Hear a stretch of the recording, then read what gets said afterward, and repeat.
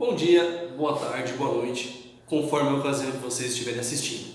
Primeiramente, um caloroso abraço a todos os nossos alunos de terceiro ano do ensino médio aqui do nosso Colégio SEDUP. Apresentaremos a vocês algumas aulas voltadas ao Exame Nacional do Ensino Médio, prova do Enem, que vocês realizarão esse ano. E iniciamos aí com a área de linguagens, que é composta aí por 45 questões distribuídas em língua portuguesa, literatura, artes visuais e educação física. Vai competir a mim, professor Ricardo, a falar um pouquinho então aí de língua portuguesa e também da parte de redação, que fica aí num outro momento, né? Então assim, como é que é a prova de maneira geral? Bom, se vocês observarem, e é uma tática muito interessante, tratando-se de prova do Enem, observar as edições, as provas anteriores. Fazendo isso, vocês vão perceber que tem aí um apreço, uma dedicação bastante grande à questão da leitura e da interpretação de texto. É muito engraçado, aconteceu no ano passado aqui no nosso colégio, que alunos, depois de ter feito o primeiro final de semana, a primeira etapa da prova, voltaram dizendo que, professor, todas as questões eram de português, até as de história, de geografia também eram de português. Por quê? Porque tinha uma carga de leitura muito grande. Mas é lógico que depois de uma leitura, de uma interpretação, depois de entender o texto, vai ter que aplicar esse conhecimento da leitura em diferentes competências e habilidades. Mas é visível, é notório, principalmente na área de linguagem, que leitura e interpretação são habilidades essenciais para conseguir realizar bem essa prova, certo? Vai exigir uma carga de leitura bastante grande. Além disso, a questão do que eu gosto de chamar de análise de linguagem. Tu vai se utilizar da interpretação e da leitura para aplicar esse conhecimento em diferentes esferas dentro da língua portuguesa. Muito mais análise de linguagem do que a própria gramática em si. O conhecimento gramatical ele é realmente bastante escasso, pouco aplicável nessa prova aí, pelo menos aí em todas as edições que tiveram até então. É importante a gente ficar atento nessas questões de utilizar a linguagem, não simplesmente decorar. Mas alguns conteúdos são realmente muito recorrentes, como por exemplo, funções de linguagem, figuras de linguagem, a questão do gênero textual, intertextualidade e variação linguística. São uma espécie de troncos da prova de linguagens na parte de língua portuguesa, certo? Ok? A ideia de gênero textual é justamente diferentes tipos de texto. Eu vou ter aí um número realmente grande, até, digamos assim, incalculável, de gêneros textuais. Como que tudo isso é definido? Tudo isso é definido com base nas características. O que faz para que eu olhe para aquele texto e diga, isso aqui é um poema, isso aqui é uma bula de remédio, isso aqui é um bilhete de colocar na geladeira para avisar a mãe que tem que comprar pão, isso aqui é uma reportagem. São as características de extensão do texto, de formato do texto, de linguagem do texto. Isso vai definir tipos relativamente estáveis. Por quê? Porque dentro daquele gênero eu vou ter textos maiores, menores, mais formais ou mais informais, certo? E eles têm uma função, tá? O que seriam funções de linguagem, tá? Primeiramente a gente tem que entender o seguinte, entender que essas funções, por mais que eu estude, até por uma questão de organização, por mais que eu estude elas de maneiras separadas, elas podem se conectar. Então assim, eu vou para facilitar o estudo, falo das funções e dizer assim, essa aqui predomina, aparece bastante em tal gênero textual, essa aqui em tal gênero textual. Ok, beleza, é tranquilo para a gente entender melhor, mas entenda o seguinte, que nenhum texto, eu vou ler uma notícia, ela vai predominar uma função, mas provavelmente ela vai ter outras funções que aparecem ali também, tá? Vai ter uma função, digamos, principal, aquela que o texto se presta, mas ela pode permear, outras funções também e vai acontecer, tá? E, inclusive, a prova do Enem, quando cobra funções de linguagem, não é uma mera e simples decoreba, Tá lá o texto e diz assim, nesse texto predomina a função, 2 pontos, letra A. Não, ele geralmente vai até dizer, esse texto é um poema, geralmente acontece o predomínio da função poética, que é isso, isso e aquilo. Mas também pode aparecer, aí 2 pontos, função essa, por causa disso, disso, daquilo. Ele sempre vai dar uma explicação que vai tentar entender. Eles querem que vocês compreendam e analisem a língua, não simplesmente a decorem, tá? Mas nós vamos dar uma passeadinha por elas. Por exemplo, a primeira, que é a função referencial. Função referencial, existe o predomínio em textos informativos, como por exemplo, notícias, reportagens, né? A própria redação, né? Textos dissertativos, predomina a função referencial, que é o quê? Informar, né? O que acontece nesse tipo de função? Um predomínio da questão da linguagem objetiva, certo? Discurso na terceira pessoa, uma linguagem essencialmente denotativa. É claro que vocês podem de repente pensar assim, mas tem uma diferença, tem um enfoque diferente, por exemplo, numa notícia dada no Jornal Nacional pelo William Bonner e dada, sei lá, no Cidade Alerta pelo Datena. Sim, existe uma diferença. Por isso que eu falei que essas funções elas vão meio que se misturar dependendo do objetivo que se preste àquele gênero textual. Mesmo que seja o mesmo gênero notícia, mas vai ter funções diferentes que vão se aumentando ou diminuindo a sua presença conforme o objetivo. Beleza? Segunda função, a função conativa, que o objetivo não é mais agora informar, mas sim convencer. Quando eu quero convencer uma pessoa, né, eu muitas vezes me utilizo de verbos no imperativo, né, que é o quê? Uma ordem, pedido, conselho. Né? Então assim, vai, faz, né, pegue.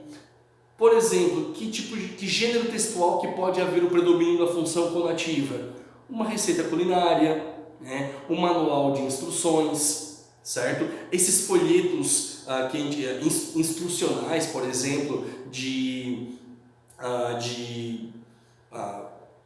secretarias da saúde, por exemplo, essas campanhas, né? Beba água, né? Beba água, inclusive é uma dica que a gente vai dar no dia, beba bastante água. Pode ser meio trouxa, mas vai ser um trouxa hidratado. Olha que coisa maravilhosa.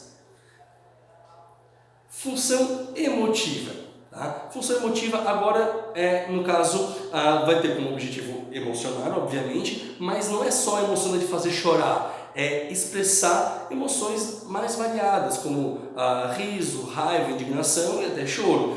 A ideia da função emotiva é eu ter um discurso subjetivo, em que eu vou expressar a minha opinião em relação a isso. Eu vou dizer, isso é um absurdo, isso é bom, isso é legal. Onde que pode haver o predomínio? Por exemplo, nessas rodas de discussão de futebol, por exemplo, né? De debate, pode até mesmo ser um programa jornalístico, mas se ele abre a possibilidade de um debate, de uma conversa e de opinar a respeito, vai ter função emotiva. Olha só a diferença. Na função referencial, teria o William Bonner lá falando e dando a notícia.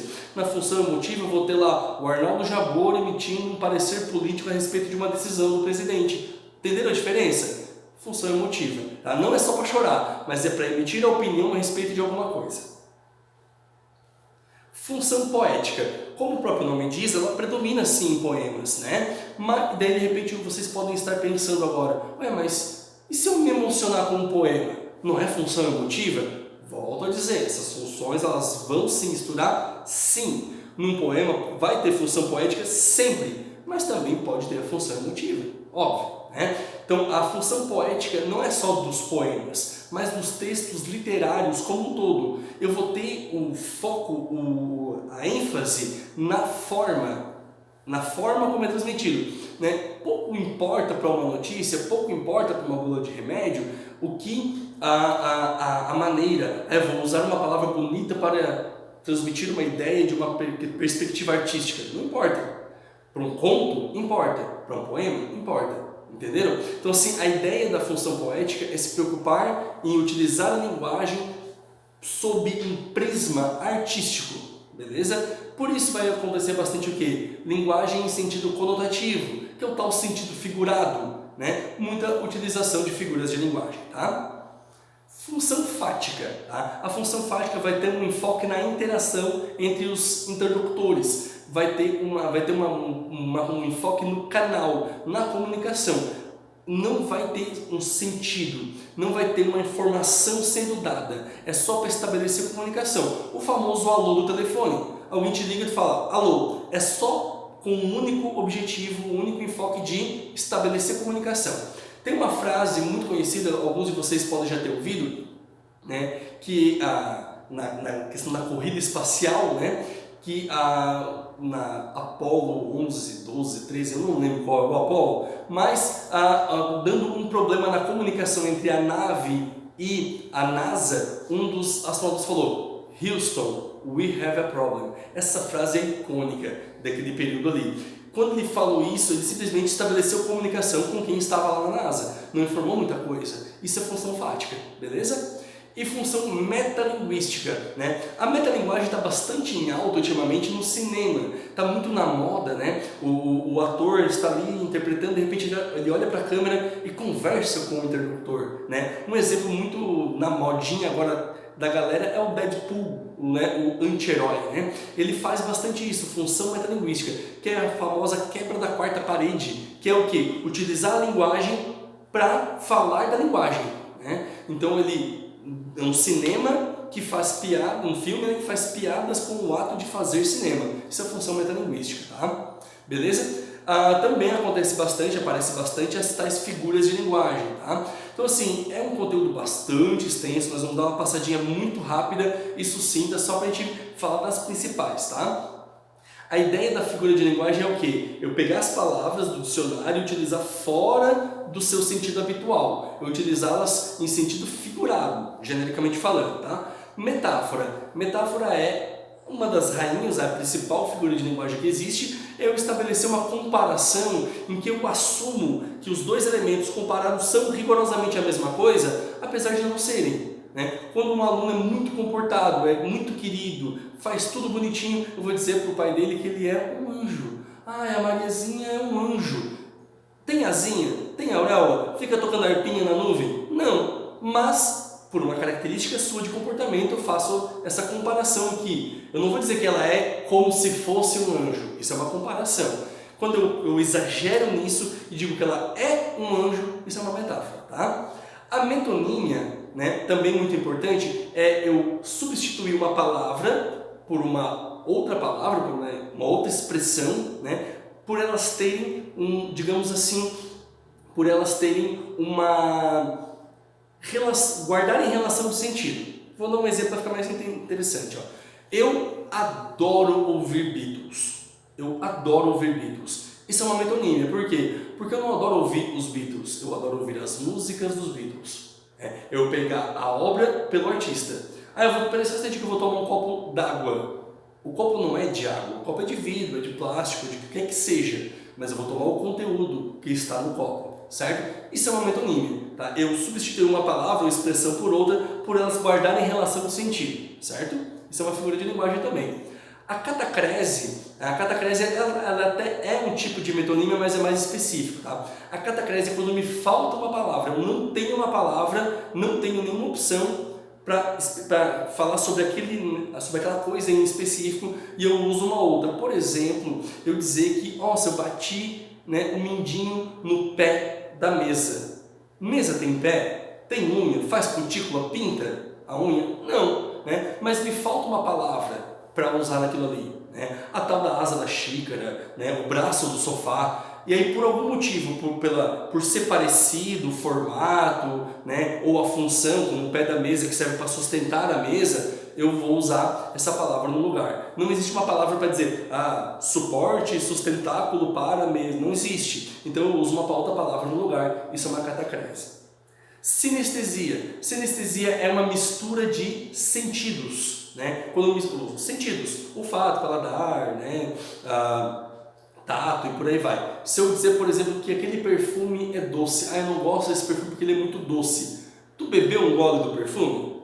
Obviamente que não, espero que não. Né? Então isso é sinestésico, né? Eu misturar sentidos, eu observar por poderes da observação, eu sentir com um sentido diferente aquilo ali, né, naquele momento. Uma hipérbole. Uma hipérbole é uma figura de linguagem do exagero. Né? Nossa, alunos são extremamente hiperbólicos. Vocês são hiperbólicos demais. Professor, posso ir tomar água? Eu estou morrendo de sede. Tu estás há 3, 4 dias sem tomar água? Provavelmente não. Tu não estás morrendo de sede. Isso é uma hipérbole, certo?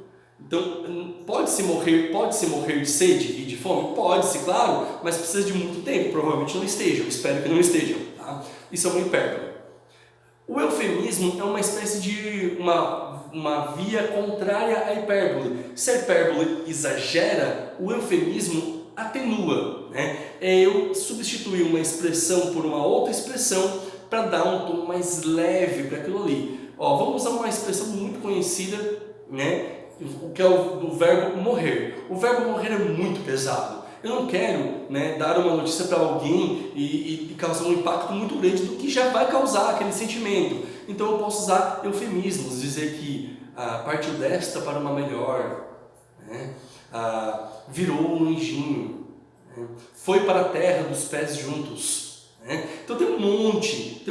Por quê? Porque é muito pesado. Eu quero dar um conselho para algum amigo, uma pessoa que eu gosto muito, porque ela está de repente muito acima do peso e eu me preocupo com a saúde da pessoa. Se eu chegar para você e dizer assim, tu tá gordo demais, eu posso ferir os sentimentos daquela pessoa. Eu posso dizer assim, de repente tu tá um pouquinho acima do peso, tu estás fofinho, né? Tenta usar os eufemismos. Essa é a ideia, tá? Ironia. Bom, a ironia ela é muito conhecida, né? A ironia, a ideia é eu falar exatamente o contrário do que eu quis dizer, né? Eu falo totalmente o contrário do que eu quis dizer e é muito perceptível, é fácil de perceber quando eu falo, né? Porque eu dou um tom de voz, uma coisa justamente para desvirtuar aquilo que eu falei. Mas quando a gente escreve é mais complicado, por isso que muitas pessoas são mal interpretadas quando se utilizam da ironia, né? Então a ironia é eu usar uma expressão, por exemplo, a tua mãe, né? Tu era criança, tua mãe saiu para ir ao mercado, te deixou meia hora sozinho, pegou uma bola, começou a chutar dentro de casa, ela volta meia hora depois, te pega no flagra e fala, muito bonito, hein? Ela foi irônica, ela não achou nada bonito, né? Personificação. Personificação é uma figura de linguagem que consiste em dar característica de pessoa a um objeto, a alguma coisa que é inanimada, que não é pessoa, né? Por exemplo, eu dizer que hoje o dia amanheceu feliz. O dia não tem sentimentos. De repente porque tem sol, de repente porque tem poucas nuvens, de repente por uma série de fatores que me fazem dar essa característica para um dia, né? Eu disse que ele está feliz, né? Mas não está. Isso é uma personificação, tá? Uma antítese. O próprio nome já explica, ó. Anti é o contrário, tese é uma ideia. É eu usar na mesma frase ideias e sentidos opostos, né? Eu opor duas ideias, tá? E o pleonasmo, esse também é bem conhecido, bem no nosso dia a dia, que é aquela ideia, duas palavras, duas expressões sendo utilizadas em sentido, uma repetição. Tá? Eu repeti, o famoso entrar para dentro, sair para fora, né? Subir para cima. Esses todo mundo percebe, né? Alguém vai lá, claro que todo mundo percebe, mas às vezes escapa, né? No dia a dia está conversando, falando muito rápido, alguém vai lá e larga um. Fala, eu tenho que subir para cima. Vai vir 20 pessoas ao redor dizer assim, cara, tu é muito idiota, não pode subir para cima, porque não sei o que, porque é um erro. Todo mundo percebe os mais gritantes, mas está cheio de pessoas repetindo pleonasmos mais sutis, como por exemplo, né? Fizemos uma reunião e na decisão todos foram unânimes. Gente, se é unânime, tem que ser todos. Se uma pessoa votar contrário, não é unanimidade, né? Esse é mais sutil, por exemplo, né?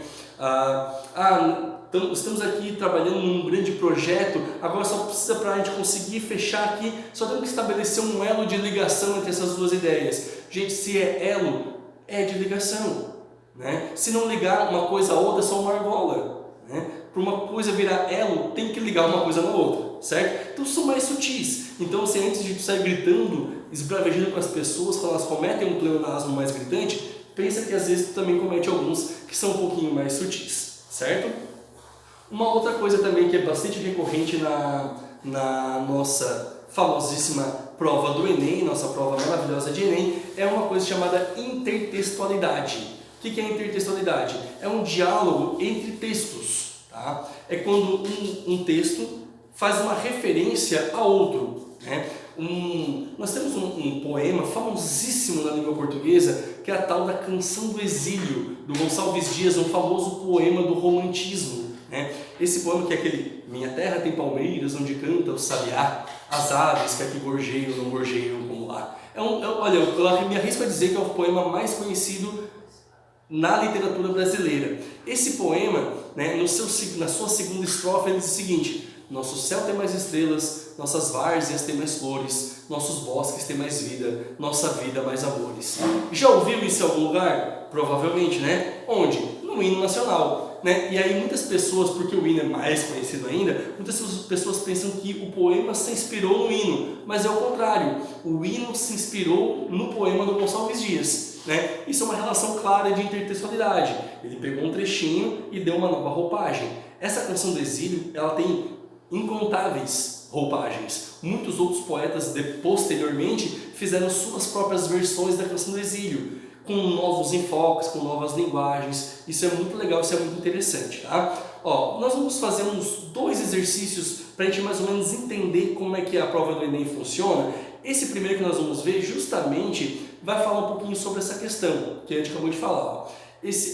Que nós temos 2 textinhos aí. O primeiro deles é um texto informativo que vai falar um pouquinho sobre a linguagem do rádio. Diz o seguinte, ó: a característica da oralidade radiofônica, então, seria aquela que propõe um diálogo com o ouvinte.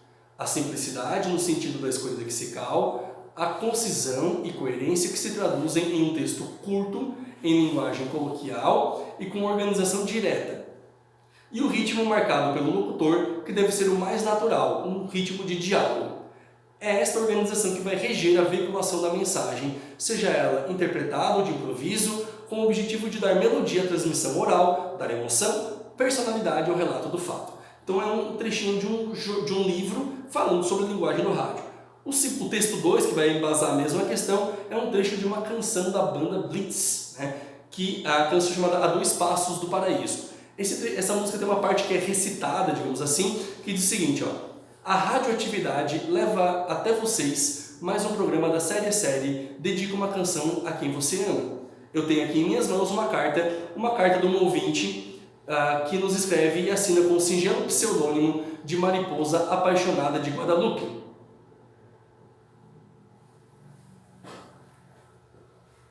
Ela nos conta que no dia que seria o dia mais feliz de sua vida, Arlindo Orlando, seu noivo, um caminhoneiro conhecido da pequena e pacata cidade de Miracema do Norte, fugiu, desapareceu, escafedeu-se. Ó Arlindo Orlando, volte. Onde quer que você se encontre, volte para o seio de sua amada.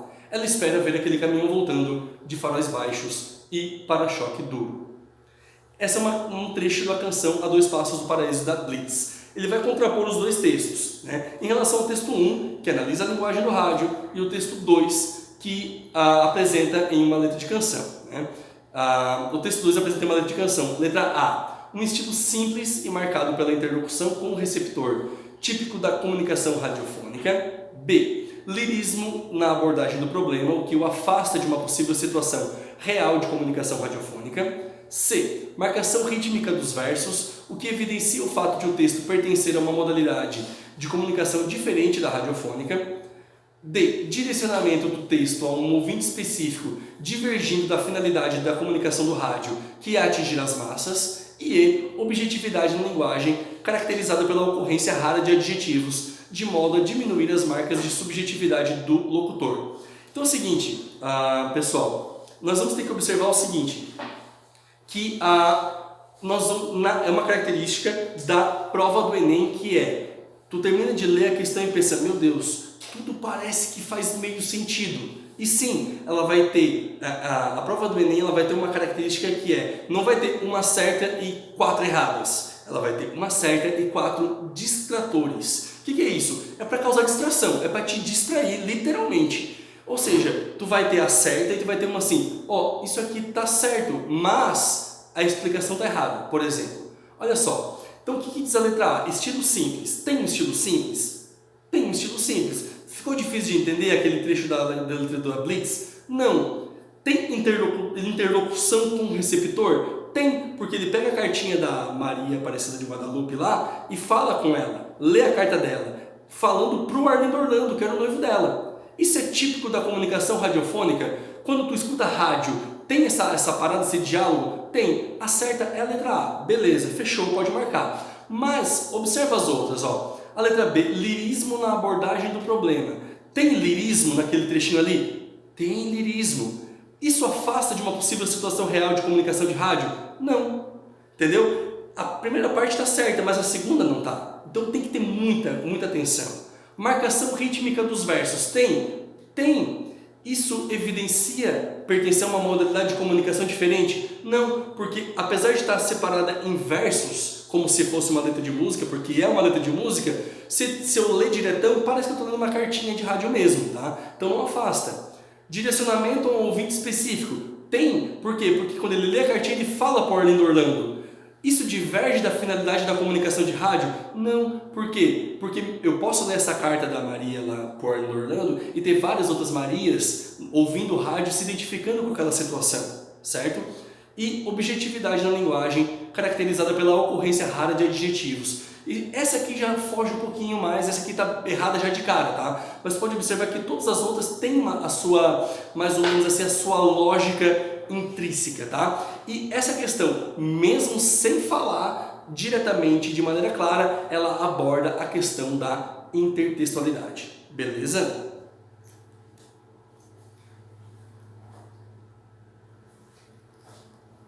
Vamos ver mais algum exercício aí? Vamos botar um pouquinho mais para frente aí, uma que seja mais interessante. Beleza, essa aqui é muito interessante, que é a prova do Enem aborda muito a questão da publicidade, a linguagem publicitária, e é um texto muito rico, né? Essa aqui nós vamos ter ali, ó, para algumas crianças o pesadelo chega antes do sono. E ali no cantinho tem uma explicação da imagem, diz assim: denuncie qualquer violência sexual infantil, diz que 100. Tá? Então é um folheto, eu falei para vocês que acontece muito essa questão do folheto, né, de propaganda institucional, aparece bastante, e a questão diz o seguinte, ó: os meios de comunicação podem contribuir para a resolução de problemas sociais, entre os quais o da violência sexual infantil. Nesse sentido, a propaganda usa a metáfora do pesadelo para... Olha bem, olha que questão bem elaborada, que questão inteligente. Ele perguntou para ti em algum momento o que é metáfora? Não. Ele perguntou para ti, diz assim, deu lá uma frase, falou assim: qual é a figura de linguagem que aparece nessa frase? Não. Ele diz que existe a metáfora do pesadelo para... Tu já tem que saber de antemão o que é metáfora para usar o teu conhecimento do que é metáfora para um algo a mais. Olha que interessante. Então a metáfora do pesadelo, né, não é aquele pesadelo que mostra na propaganda, não é pesadelo de dormir mesmo, de verdade é uma outra coisa. E é para quê? Letra A. Informar crianças vítimas de violência sexual sobre os perigos dessa prática, contribuindo para erradicá-la. B. Denunciar ocorrências de abuso sexual contra meninas, com o objetivo de colocar criminosos na cadeia. C. Dar a devida dimensão do que é abuso sexual para uma criança, enfatizando a importância da denúncia. D. Destacar que a violência sexual infantil predomina durante a noite, o que requer maior cuidado dos responsáveis nesse período. Ou E. Chamar a atenção para o fato de o abuso infantil durante o sono sendo confundido por algumas crianças com um pesadelo. Bom, aqui nós vamos ter algumas que pode eliminar muito de cara, já que estão ali só para te fazer viajar na maionese, que é a letra E, né? Não é, a metáfora do pesadelo não é para dizer que o abuso sexual acontece durante o sono, não faz sentido. E a letra D, dizer que o abuso sexual é só durante a noite, não faz o menor sentido. Essas duas eliminam muito de cara, tá? Uma outra coisa que tu pode tentar analisar e tirar de lado é na letra B, de dizer que o abuso sexual é só contra meninas. Isso não ficou evidente, não ficou nem dito, nem mencionado no texto. É contra crianças de maneira geral, por isso tu pode eliminar a letra B. A letra A e a letra C são aquelas que realmente podem causar um pouquinho mais de dúvida, certo? Então é o seguinte, eu usar a metáfora do pesadelo, né, eu vou, no caso, explicar de uma maneira mais lúdica e de uma maneira mais compreensível para a criança, por isso que é a letra C. Não é só informar e denunciar, mas é explicar e entender, por isso que é a letra C. Certo, pessoal? Então assim, ó, fica a dica, né? Fica a dica para vocês aí, de que é sempre importante ler muito, né? Estar sempre atentos a jornais, revistas, reportagens. A dica válida e importante do dia é: pega o teu celular, meu querido, baixa aplicativo, G1, CNN, todas as grandes meios de comunicação, seja brasileiro, internacional, jornal impresso, jornal televisivo, para tu receber notícia, para tu estar informado. Isso vai diminuir a possibilidade de tu não saber nem o que é aquilo ali. Tá? Isso vai fazer com que tu tenha mais poder de leitura e interpretação e esteja mais informado nas questões atuais que aparecem muito na prova. Beleza? Um beijão para vocês, bons estudos e até logo!